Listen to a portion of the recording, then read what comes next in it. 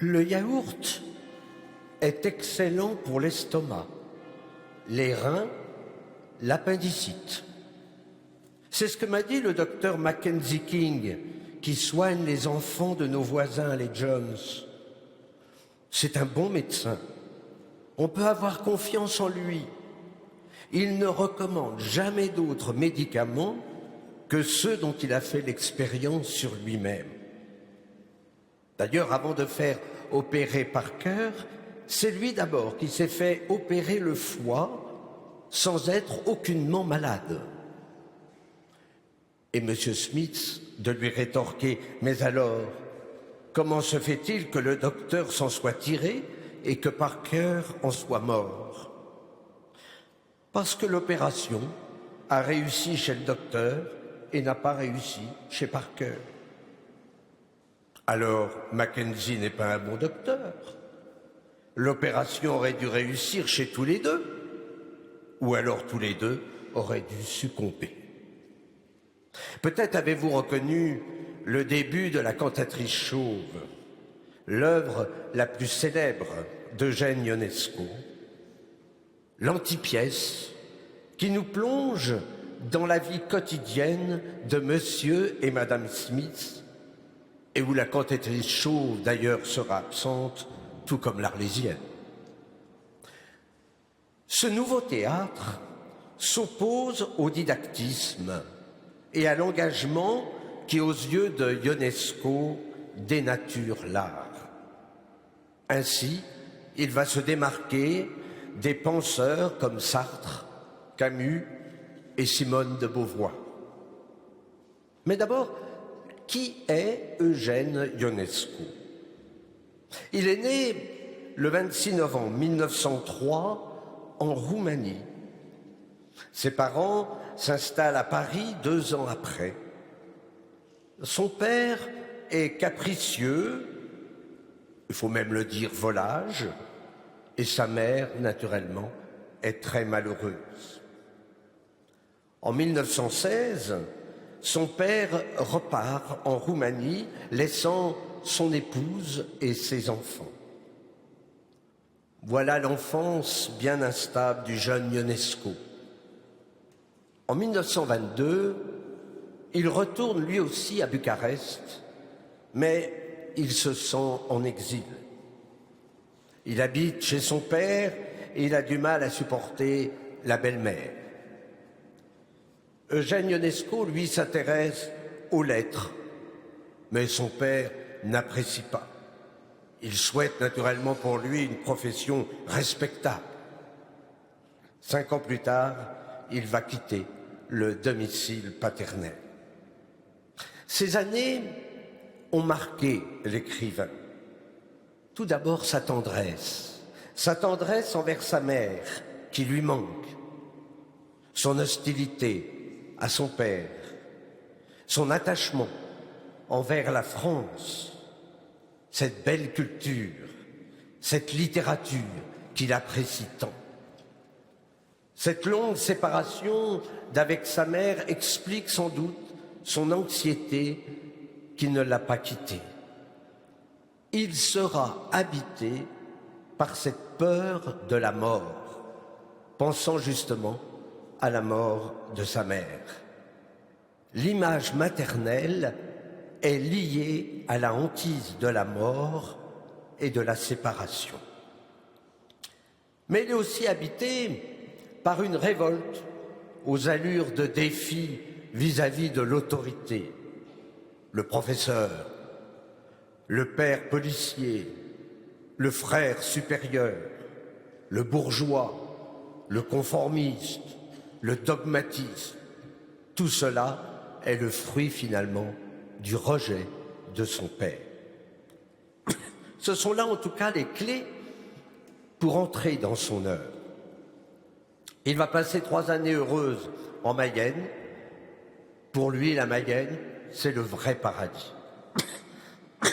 Il faut donc qu'on y aille. Il échappe à la souffrance et à la mort. Il va se plonger dans le monde orthodoxe d'un homme qui aime la lumière. Il aime le monde transfiguré. Si les latins ont plutôt une spiritualité de la nuit et de la croix, les orientaux, eux, sont attirés par la transfiguration de tout l'être, se laissant habiter par la grâce divine. Il aime la prière du cœur, cette prière qui est bien plus intérieure. Il lit volontiers les pères d'Orient. Il développe aussi son goût pour l'insolite, le mysticisme. Ionesco a besoin de spiritualité et il veut se nourrir de l'expérience même du Christ. Mais que de sentiments traumatisants, notamment la culpabilité vis-à-vis de son père, la culpabilité vis-à-vis de son épouse qui l'a trompé, l'enlisement de l'homme dans l'érotisme. Si dans son œuvre il y a la lumière, il y a aussi la boue.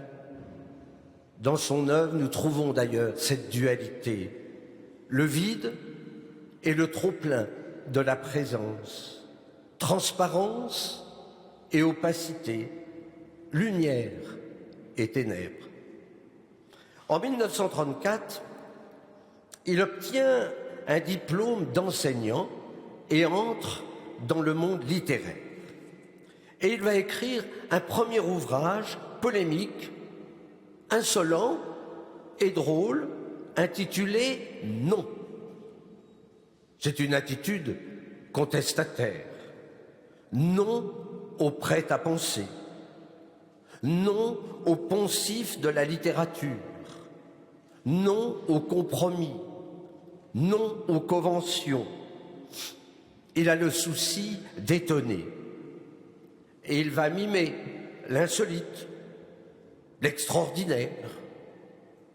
Le tragique, chez lui, se fait comique.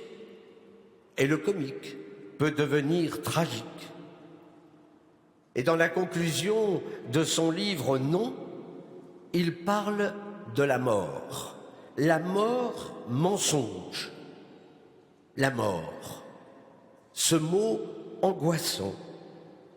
Alors, pour l'exorciser, il évoque la mort qui n'est que mensonge, une façon de ne pas regarder en face notre mort. Ionesco va traverser aussi la période du fascisme. Il se nourrit de nos écrivains, Gérard de Nerval, Proust, Flaubert. Il découvre la beauté littéraire. Il découvre le style. Fuyant le fascisme, il va quitter la Roménie pour revenir en France, et c'est là où il écrit La cantatrice chauve, représentée depuis 1957. Ironie, non-sens, caricature, théâtre de l'absurde. Ionesco s'insurge contre les conventions périmées. L'œuvre d'art, dit-il, n'a rien à voir avec les doctrines. Pas d'intrigue, un art composite, dialogué, spartiatisé, temporalisé. Comme il dit, l'œuvre est importante dans la mesure où elle invente ses propres règles. Comme vous le voyez, nous sommes loin de Claudel, de Giraudoux, d'Anouilh et de Monterland. Dans l'avant-dernière scène, le pompier, dans la cantatrice chauve, se retourne vers Madame Smith. À propos, et la cantatrice chauve? Elle se coiffe toujours de la même façon. Ah, alors au revoir, messieurs, dames.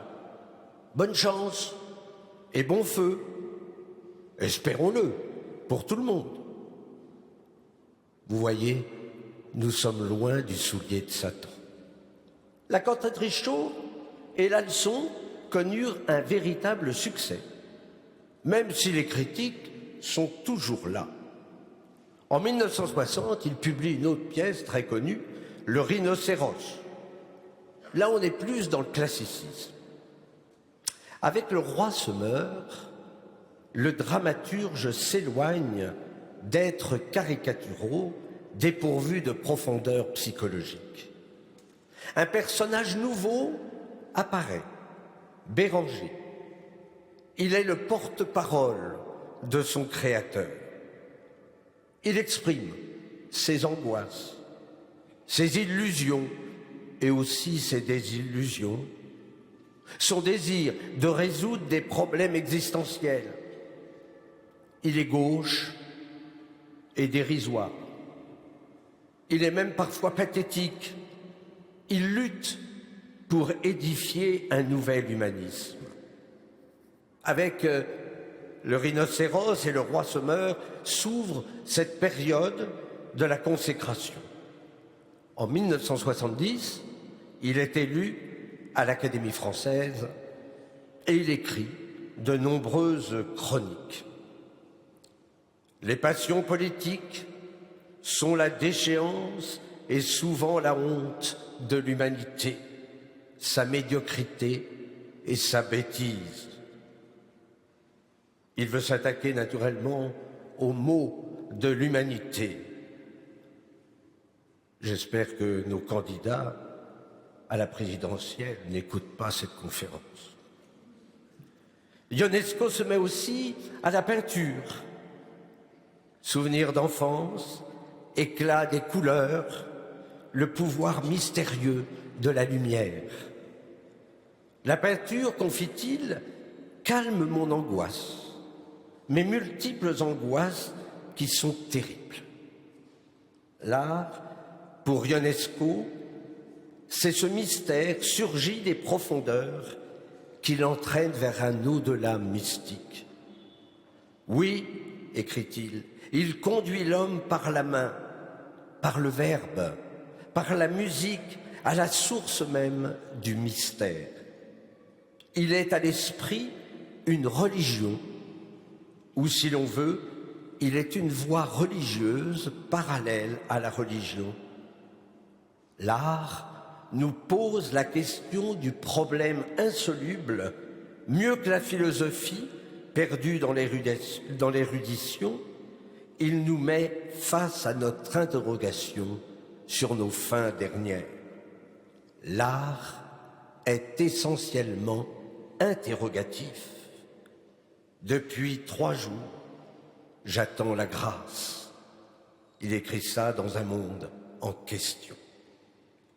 Ionesco meurt le 28 mars 1994 chez lui et ses obsèques seront célébrées à l'église orthodoxe des Saints-Archanges à Paris.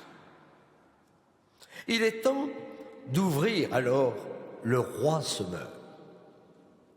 Dans ses notes sur le théâtre, Ionesco écrit « J'ai toujours été obsédé par la mort. Depuis l'âge de 4 ans, depuis que j'ai su que j'allais mourir, l'angoisse ne m'a plus quitté. C'est comme si j'avais compris tout d'un coup qu'il n'y avait rien à faire pour y échapper et qu'il n'y avait plus rien à faire dans la vie. Et j'écris aussi pour crier ma peur de mourir, mon humiliation de mourir. » Et dans son journal de miettes, il ajoute « La mort, c'est la condition inadmissible de l'existence. » Cette pièce que nous allons parcourir, elle est entièrement consacrée à ce thème. C'est une expérience traumatisante, une hospitalisation prolongée qui inspire Ionesco à exorciser sa hantise. Comme il dit, c'est un essai d'apprentissage de la mort. Alors Ionesco imagine un univers insolite dans lequel évoluent des êtres fictifs dont son double qu'il observe à distance expose au rire ou à la pitié et souvent à l'épreuve de la mort. Il s'agit d'une pensée-pulsion qui fait face à la sublimation. On meurt, mais en imagination, de façon spectaculaire, selon un rite initiatique qui sacralise le trépas et lui ôte son caractère absurde.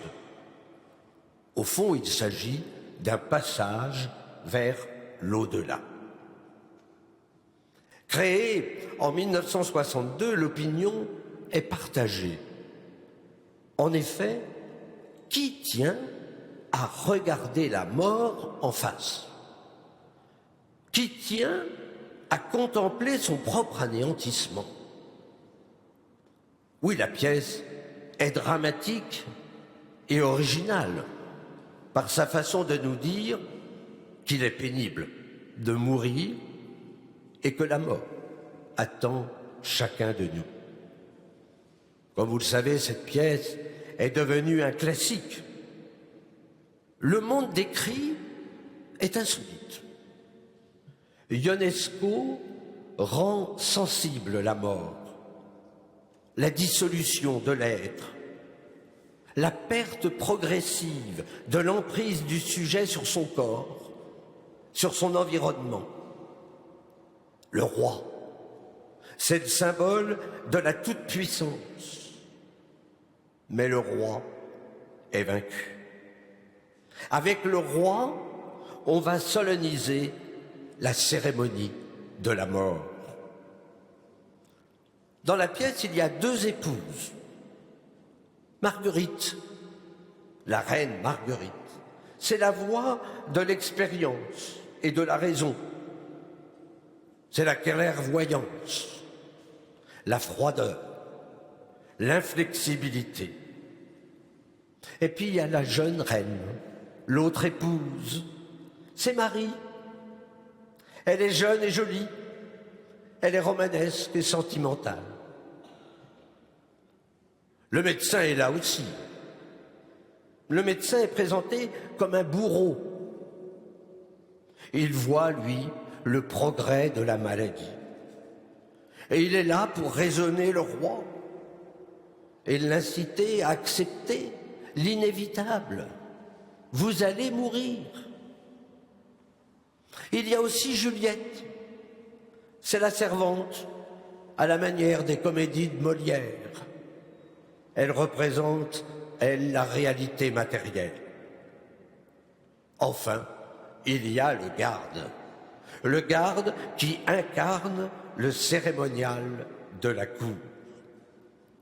Il va annoncer les personnages et il informe sur l'état alarmant du roi et surtout l'état alarmant du royaume qui se délabre, se rétrécit, se dépeuple, tous les signes qui annoncent la mort. Le roi, lui, se comporte de façon curieuse, ridiculisant d'ailleurs sa fonction. Ionesco dit « J'ai écrit pendant 10 jours, puis 10 jours suivants, étant retombé malade. » La pièce a donc deux parties, la maladie et l'agonie. Alors on commence par l'apparition des symptômes du mal, puis la prise de conscience du roi sous la pression de son entourage. Enfin, le passage de la révolte à la résignation. Même si l'ensemble est sombre, l'humour est là. Il faut être soulagé par le rire. Le comique sert de repoussoir au tragique. D'où, dans cette pièce, des outrances et des contradictions. Le rire, il jaillit de l'incongruité. Et il y a donc dans la pièce un équilibre entre le comique et l'angoisse. Le rire du dramaturge ne nie pas l'inquiétude, mais ça lui permet de prendre une distance, en transformant d'ailleurs la réalité en non-sens, et donc en changeant les règles qui gouvernent le monde. À la Flaubert, Ionesco théâtralise la mort. Béranger vibre et s'exhibe, tandis que le spectateur, voyeur, assiste à la mise à mort. La cérémonie reflète la nécessité d'assumer notre condition humaine, mais la cérémonie exorcise l'angoisse, l'absurde, le néant. Et c'est ainsi que l'auteur apaise et apprivoise sa peur. Quelle conclusion? Donnons la parole à Ionesco. Moi, je ne suis pas à la hauteur de ceux qui savent qu'ils croient, ni de ceux qui croient sans le savoir. Mais peut-être que je crois, moi aussi, sans croire que je crois, sans savoir trop si je crois ou si je ne crois pas. Mon Dieu, faites que je croie en vous. Le rideau se lève et le garde présente les personnages. Le roi Béranger Ier, la reine Marguerite, la reine Marie.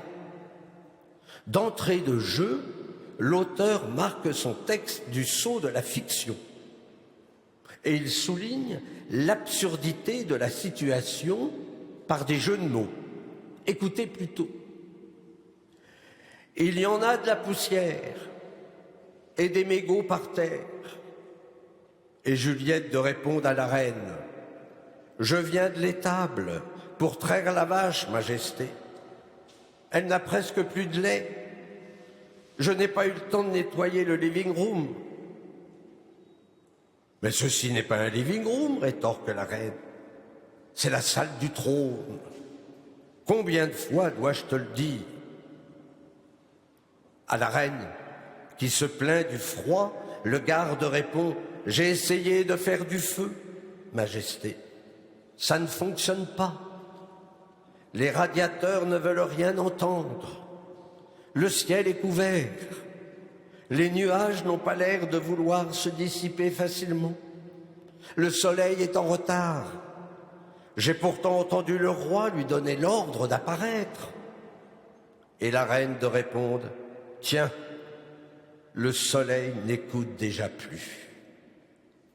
C'est le commencement de la fin, et la reine Marguerite est plus réaliste que Marie, la jeune reine qui espère encore la guérison. C'est du temps perdu. Espérer, espérer. Ils n'ont que ça à la bouche et la larme à l'œil. Quelle meurt, réplique Marguerite, qui lui reproche de maintenir le roi dans l'illusion. Il faut plutôt le préparer à la mort. Oui, mais ce n'est pas si facile de voir la mort en face. C'est votre faute s'il n'est pas préparé. C'est votre faute si cela va le surprendre. Vous l'avez laissé faire. Vous l'avez même aidé à s'égarer. Ah, la douceur de vivre. Vos bals, vos amusettes, vos cortèges, vos dîners d'honneur, vos artifices et vos feux d'artifice, les noces et les voyages de noces. Combien de voyages de noces avez-vous fait? Ah, ces divertissements qui nous masquent la réalité. Et pourtant, les hommes savent. Ils font comme s'ils ne savaient pas. Ils savent et ils oublient. Lui, il est roi. Lui, il ne doit pas oublier. Il devrait avoir le regard dirigé en avant. connaître les étapes, connaître exactement la longueur de sa route, voir l'arrivée. Quelle actualité pour notre temps qui depuis des années a caché la mort. Pour bon nombre, les obsèques doivent se célébrer le plus rapidement possible. On ne va plus, en tout cas à Paris, on ne va plus visiter les défunts dans les familles. Et voilà que la pandémie nous a montré nos fragilités. Et chaque soir, on nous annonçait le nombre de morts. Pour bon nombre, on découvrait que nous allions mourir. Mais la mort ne fait-elle pas partie de la vie? La question posée à travers cette pièce, c'est celle du sens de la mort et de notre façon de la vivre. La reine Marguerite, elle est chargée de préparer le roi à affronter la mort. Tout au long de la pièce, elle sera ce temps qui se déroule et qui va bientôt s'arrêter. Ou elle ne ménage pas la jeune reine. Écoutons-la, nous n'avons pas le temps de prendre notre temps. Fini de folâtrer. Fini les loisirs. Fini les beaux jours. Fini les gueuletons. Fini votre striptease. Fini. Vous avez laissé les choses traîner jusqu'au dernier moment. Nous n'avons plus de moment à perdre. Évidemment, puisque c'est le dernier. Nous avons quelques instants pour faire ce qui aurait dû être fait pendant des années et des années. C'est dire qu'il n'y a pas d'âge pour se préparer à l'ultime rencontre. Pour évoquer le tragique de la mort, Ionesco montre que tout le monde qui nous entoure est voué à disparaître. Écoutons une nouvelle fois la reine Marguerite. Il faut que cela se passe convenablement, que ce soit une réussite, un triomphe. Il y a longtemps qu'il n'y en a plus.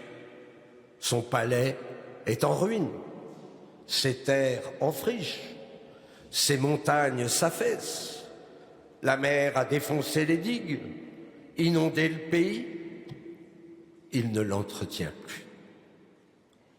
Que de signes qui auraient dû avertir le roi. Oui, mais quand on ne veut pas voir que la vieillesse, la maladie sont finalement des temps de dépossession. Alors, la semaine prochaine, nous attendrons l'entrée du roi, finalement l'entrée de Ionesco, et peut-être un peu notre entrée pour nous préparer à voir le face-à-face.